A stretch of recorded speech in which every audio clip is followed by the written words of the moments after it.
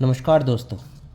हमने पिछली क्लास में देखा कि प्रश्नावली 1.1 के क्वेश्चन नंबर 1 और 2 हमने सॉल्व किया था और इस बार हम question number 3, 4 and 5, 6, 7 upon solve करेंगे। तो पहले तो क्वेश्चन देख लेते हैं कि तीसरा कौन सा है।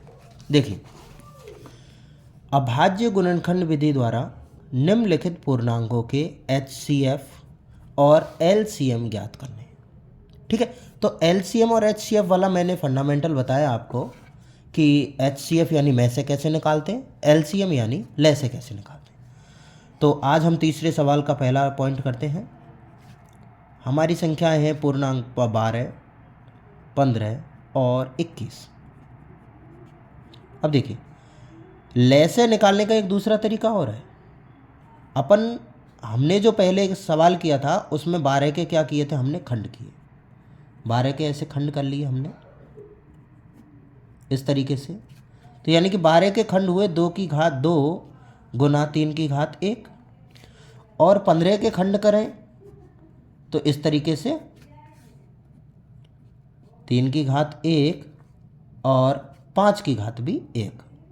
ठीक है, और 21 के करेंगे इसी प्रकार 21 के करेंगे तो 3 की घात 1 इंटू 7 की घात भी 1।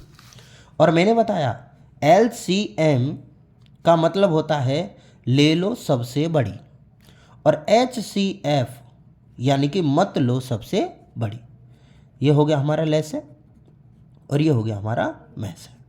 यानी कि इसमें तो लेनी है छोटी घात, किसकी, जो भी कॉमन है, जो भी क्या है कॉमन, और इसमें लेनी है सभी की बड़ी घात।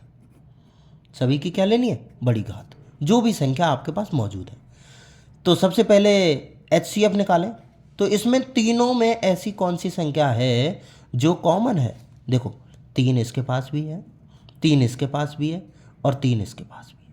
तो 3 तीनों में कॉमन आ रहा है, बाकी कोई भी कॉमन नहीं है, इसलिए हम यहाँ पर 3 लेंगे और 3 की छोटी घात यहाँ पर 1, 1, 1, तो 1 ही है। तो इसका में से कितना हो गया, 3। ठीक है, अगर हम लैसे की बात करें तो लैसे में देखो सभी संख्याओं को लेंगे, 2 को भी, 3 को भी, 5 को भी और 7 को भी। अब यहाँ पर हम देखें कि 2 भी आ रहा है, 3 भी आ रहा है, 5 भी आ रहा है, 7 भी आ रहा है। अब लेकिन लैसे में कौन सी घात लेते हैं, बड़ी। तो 2 की सबसे बड़ी घात कितनी है, 2 है, सही है ना। और 3 की सबसे बड़ी घात कितनी है, 1 है। 5 की सबसे बड़ी घात कितनी है, 1 है। और 7 की सबसे बड़ी घात कितनी है, 1 है। तो यहाँ पर 2 को लिखना है 2 बार, मल्टीप्लाई करेंगे, मल्टीप्लाई 3 और 5 और 7 का। अब जब हम इनको गुना करेंगे तो इसका आंसर देखो, 2 दूनी 4, 4 तिया 12, 12 पंजे 60, 60 सत्ते 420। यानी कि इसका ले से आया 420 और इसका में से आया 3। तो इस तरीके से अब दूसरा सवाल भी हम इसी प्रकार करेंगे, 17, 23, 29। 17 के यदि हमने इसको खंड किए, अभाज्य गुणन खंड इस तरीके से, ठीक है, इस तरीके से यदि हमने 17 के अभाज्य गुणन खंड किए तो 17 गुना कितना आएगा, 17 की घात 1, और 23 के गुणनखंड किए तो 23 एक अभाज्य संख्या है, वो भी आएगी, और 29 के भी किए तो 29 के घात भी कितनी आएगी, 1। अब यदि हम इसमें सबसे पहले में से निकालें तो में से के बारे में हमने बताया कि में से वो संख्या होती है जो कि कॉमन होती है। जरा हम इनको देखें, इसमें और 17 में, 23 में और 29 में कोई भी चीज़ ऐसी नहीं है जो कॉमन आ रही है। लेकिन यदि किसी भी संख्या में कोई चीज़ कॉमन नहीं आती तो प्रत्येक संख्या में 1 का गुना होता है। तो अब इसमें कॉमन क्या आ रहा है, 1 आ रहा है, तो इसका मतलब है में से कितना हो गया, 1। और यदि हम इसमें लैसे की बात करें तो लैसे वह सभी संख्याएं आती हैं, तो इसके अंदर 17 भी है, 23 भी है और 29 भी है। और लैसे में सबसे बड़ी घात लेंगे। सबसे बड़ी घात कितनी है, इसकी भी 1 है, इसकी भी 1 है, इसकी भी 1 है। तो जब हम इनको गुना करेंगे तो गुना करने पर हमारा आंसर आएगा इसका 11,339। यानी कि यहाँ रफ में गुना कर लेंगे, इधर 17 का गुना 23 से, जो भी आंसर आएगा उसका गुना 29 से, बिल्कुल छोटा सा। इसी प्रकार यदि हम तीसरा करें, तीसरा क्वेश्चन क्या है हमारा, 308,9 और 25। अब देखिए 8 के हमने अभाज्य गुणनखंड करने हैं, तो 8 के यदि हम अभाज्य गुणनखंड करें तो 2 की घात कितनी आएगी, 3। और 9 के अभाज्य गुणनखंड करें तो 3 की घात आएगी 2। और 25 के यदि अभाज्य गुणनखंड करें तो 5 की घात आएगी 2। अब देखिए में से की यदि हम बात करें तो में से चीज़ होती है कॉमन, और कॉमन इनमें कोई नहीं है। यदि कोई भी कॉमन नहीं होता तो उसका गुना किससे मानते हैं अपन, 1 से। तो कॉमन कितना हो गया, 1, यानी कि इसका में से कितना हो गया, 1। और यदि हम लैसे की बात करें, लैसे का मतलब है कि प्रत्येक संख्या को लेना है, 2 को भी लेना है, 3 को भी लेना है और 5 को भी। लेकिन सबसे बड़ी घात 2 की कितनी है, 3 है, 3 की कितनी है, 2 है, और 5 की कितनी है, 2 है। इसका मतलब है कि 2 गुना 2 गुना 2, 3 गुना 3 गुना 5 गुना 5। यदि हम इन सबको गुना करें तो गुना करने पर हमारा आंसर आएगा 1800। ठीक है, तो इसका मल्टीप्लाई या धीरे धीरे कर लेंगे तो इसका आंसर आएगा 1800। यानी कि दोबारा से हम इसको रिवीजन के तौर पे लें तो 12, 15 और 21 में 12 के भी खंड करें, 21 के भी किए और 15 के भी के लिए। यहाँ पर देखा गया कि तीनों में एक 3 ही ऐसा है जो कॉमन आ रहा है, तो कॉमन आ रहा है तो उसको क्या लेंगे हम, में से। और लैसे में प्रत्येक संख्या को हम लेते हैं और बड़ी घात के साथ में लेते हैं। इसी प्रकार 17, 23 और 29 है। 17 के खंड होते नहीं, 23 के नहीं होते, 29, ये तीनों क्या हैं, अभाज्य संख्या। अभाज्य संख्या हमने बताई कि वे सभी संख्याएं जिनमें एक व स्वयं के अलावा किसी अन्य संख्या का भाग नहीं जाता, वो सभी अभाज्य संख्या कहलाती हैं। अब इसमें कोई कॉमन नहीं है, इसलिए हमने इसका गुना किससे मान लिया, 1 से। 1 से गुना करने पर कोई प्रभाव नहीं पड़ता है, इसलिए कॉमन चीज़ क्या हो गई, 1। इसी प्रकार 8, 9 और 25 में भी कोई चीज़ कॉमन नहीं है, इसलिए प्रत्येक का गुना 1 से मान लिया। अब 1 से मानने पर क्या बन जाता है, ये तो में से निकल जाता है। अब हम अपना चौथा सवाल करते हैं। अब देखिए चौथा सवाल क्या है, पढ़ते हैं पहले तो उसको और धीरे धीरे करते हैं। देखिए HCF ऑफ 306 और 657 बराबर 9 दिया है, और LCM यानी कि लेस है 306 और 657 का क्या करना है, ज्ञात। अब ज्ञात करने के लिए हमें 2 पूर्णांक उसने दे रखे हैं, 2 संख्या दे रखी हैं, और 2 संख्याओं का हमको दे रखा उसने में से। तो हमने एक सूत्र पढ़ा था, देखो ऊपर ही लिख रहा है, 2 संख्याओं का गुणनफल बराबर होता है HCF गुना LCM। तो हम इसी सूत्र का प्रयोग करेंगे यहाँ पर। तो किस तरीके से करेंगे, देखिए सबसे पहले क्वेश्चन नंबर है ये 4, हमको जो दिया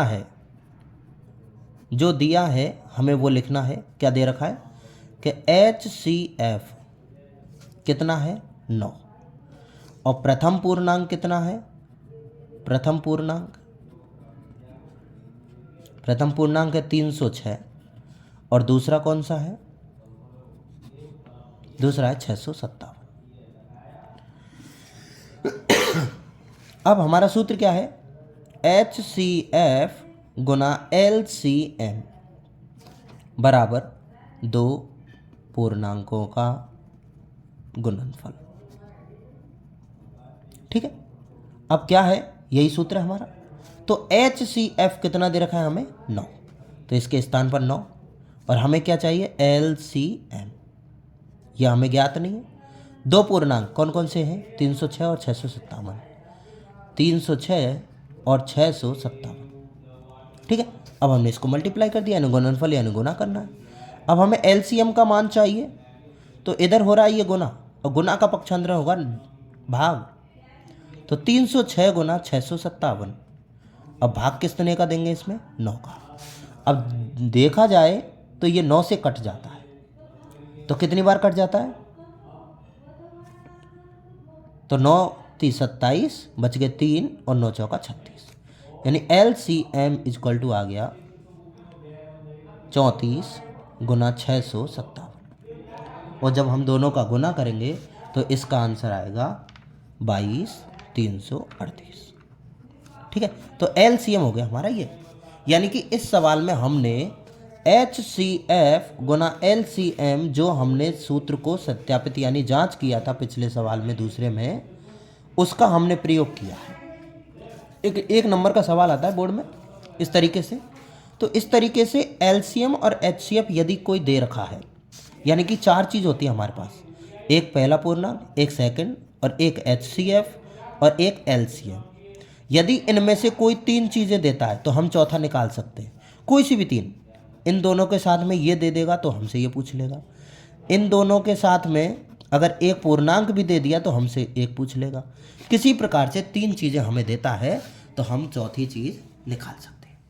देखिए, इस तरीके से हमारा चौथा सवाल कंप्लीट होता है। अब हम करते हैं हमारा 5वां सवाल। और 5वां सवाल क्या है, देखिए,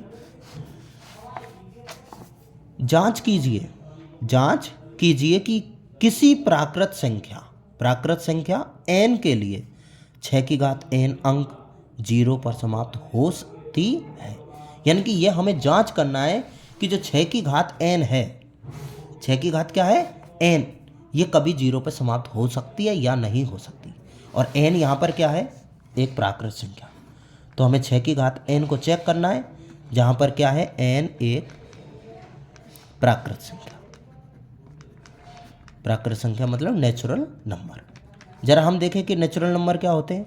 n इक्वल टू, ये प्राकृत संख्या 1 से शुरू होती है, 1 2 3 4 5 और इस तरीके से शोन चलती जाती है अनंत तक। यानी कि यदि हम n के स्थान पर 1 लेकर देखें तो 6 की पावर कितनी हो जाएगी, 1। इसका मतलब है 6 कितनी बार है, 1 बार। यदि हम n के स्थान पर 2 लेकर देखें तो 6 की घात कितनी हो गई, 2। यानी कि 6 गुना 6, जिसका आंसर कितना आएगा, 36। n के स्थान पर यदि हम 3 लें तो 6 की पावर कितनी हो गई, 3। तो 6 गुना 6 गुना 6 यानी 216 आएगा। यानी कि n के स्थान पर यदि हम 4 भी ले तो 6 की घात कितनी होगी, 4।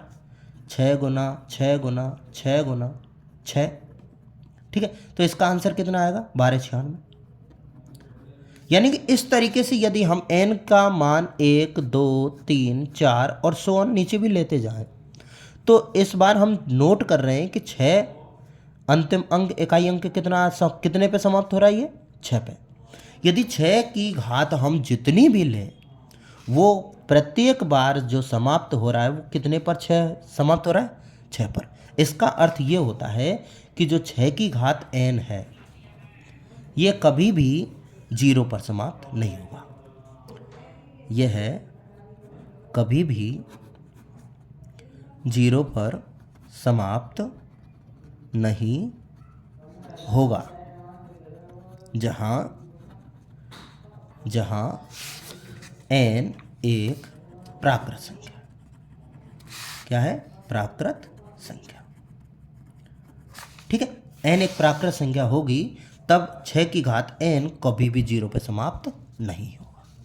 इस तरीके से केवल हमसे उसने कहा कि n एक क्या है, प्राकृत। अब प्राकृत होती कौन कौन सी है, 1 2 3 4 5।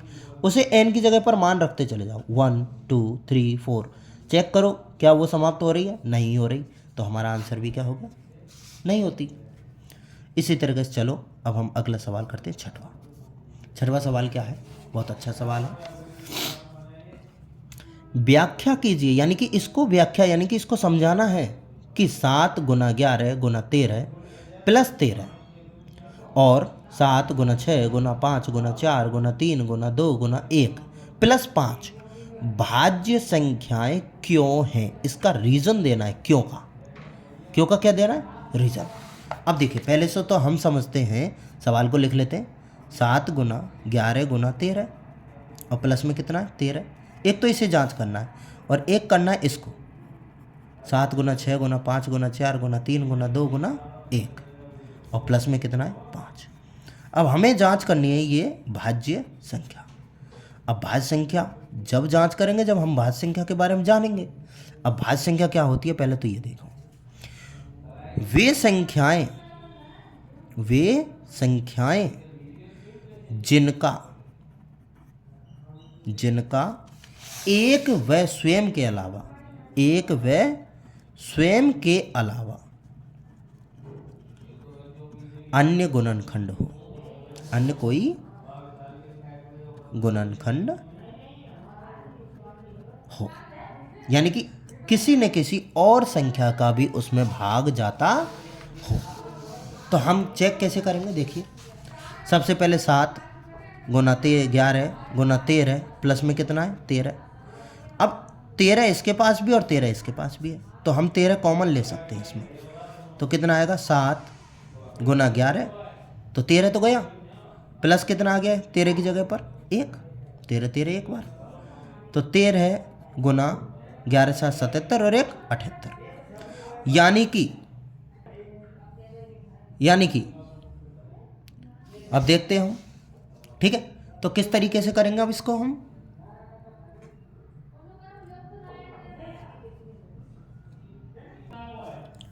तेरह, यानी कि इसमें 13 का भी भाग पूरी बार जा रहा है, 78 का भी जा रहा है, और इसमें शायद 2 का भी चला जाता है। अब इतने अन्य संख्याओं का भाग जा रहा है, इसका मतलब है कि ये एक भाज्य संख्या होगी।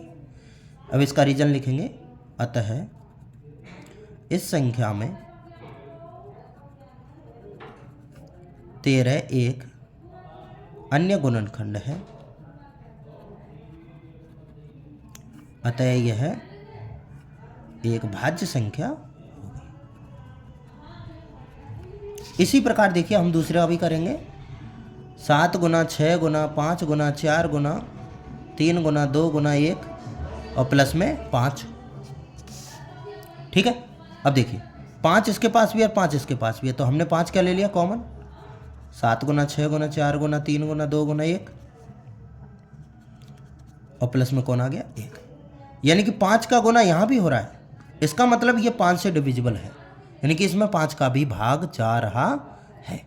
अब देखिए 5 से भाग जा रहा है, तो इसमें अतः लिखेंगे हम, अतः इस संख्या में 5 एक अन्य गुणनखंड भी है, अन्य गुणनखंड भी है, अतः यह भी एक भाज्य संख्या होगी,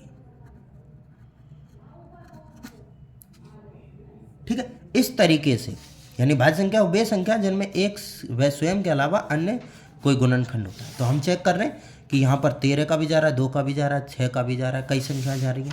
इसी प्रकार यहाँ पर भी 5 का और मल्टीप्लाई करके इसको चेक करेंगे तो इसमें अन्य संख्याओं का भी भाग जाता है, ठीक है। इस प्रकार हम सवालों को करते हैं। अब देखिए, अब हमारे पास एक अंतिम सवाल है 7वें नंबर का, देखते हैं क्या है, पढ़िए। किसी खेल के मैदान के चारों ओर एक वृत्ताकार पथ है, एक खेल का मैदान है, उसके चारों ओर एक क्या है, वृत्ताकार पथ। अब वृत्ताकार पथ इस तरीके से होता है, एक वृत्त है, वृत्ताकार पथ है, ठीक है। अब आगे पढ़ते हैं। इस मैदान का एक चक्कर लगाने में सोनिया को 18 मिनट लगते हैं। तो हम लिख लेते हैं यहाँ पर, सोनिया को कितने मिनट लग रहे हैं, 18, ठीक है। तो सोनिया को लग रहे हैं यहाँ पर 18 मिनट, सोनिया का समय बराबर 18 मिनट, जबकि इसी मैदान का एक चक्कर लगाने में रवि को लगता है 12 मिनट। तो रवि का समय कितना हो गया, 12 मिनट। मान लीजिए वे दोनों एक ही स्थान और एक ही समय पर चलना प्रारंभ, एक ही दिशा में चलते हैं, तो कितने समय बाद वो पुनः एक ही स्थान पर मिल जाएंगे। तो देखिए, माना यहाँ ये वो पॉइंट है जहाँ से ये दोनों चलना शुरू करते हैं, तो यहाँ से सोनिया चलती है और यहाँ से रवि भी चलता है, ठीक है, इस तरीके से। अब सोनिया यहाँ पर चलते हुए 18 मिनट में पूरा चक्कर यहाँ पर आ जाएगी, लेकिन रवि यहाँ पर कितनी मिनट में आ जाएगा, 12 मिनट में। तो जरा देखा जाए तो रवि यदि 12 मिनट टोटल समय हो, यदि हमारा 12 मिनट हो जाता है तो रवि एक चक्कर पूरा कर लेगा, लेकिन 12 मिनट में सोनिया लगभग यहाँ पहुँच पाएगी। अगर रवि दूसरा चक्कर स्टार्ट कर दे तो रवि कितने चक्कर कितने मिनट में कर देगा, फिर 12, यानी 12 दूना 24। तो सोनिया जो है वो 18 और 6 मिनट में यहाँ पहुँच पाएगी, लेकिन दोनों प्रारंभ में नहीं मिले। अब रवि जब तीसरा चक्कर और लगाएगा तो 12 हो गया 36, तो सोनिया कितना दूसरा चक्कर कितने में लगाएगी, वही 18, 18 दूनी 36। तो वो दोनों रवि तो तीसरे चक्कर में और सोनिया दूसरे चक्कर में मिलेगी। तो इस सवाल को कैसे करेंगे, तो इस सवाल को करने का तरीका है कि 18 और 12 का क्या लेंगे हम, लेस है, यानी कि दोनों पुनः प्रारंभिक स्थान पर मिलेंगे। किस तरीके से, तो एक सीधा सा तरीका लेसे का मैं बता देता हूँ। सबसे पहले 2 से डिविजिबल किया, फिर 2 का दिया, फिर 3 का दिया और फिर 3 का दिया, तो ले से डायरेक्ट आ जाता है हमारा 2 गुना 2 गुना 3 गुना 3। इसका मतलब है कि 36 मिनट।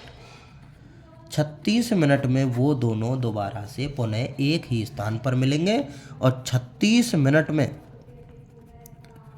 रवि चक्कर लगाएगा 3 और सोनिया लगाएगी चक्कर 2। ठीक है, तो हमारा आंसर कितना हो गया, 36 मिनट में वो दोनों पुनः एक ही स्थान पर मिल जाएंगे। ठीक है, इस तरीके से तो लेसे और मैसे के बारे में हमने पढ़ा। तो आगे की जो प्रश्नावली है वो हम अगली क्लास में देखेंगे। अभी तक के लिए थैंक यू।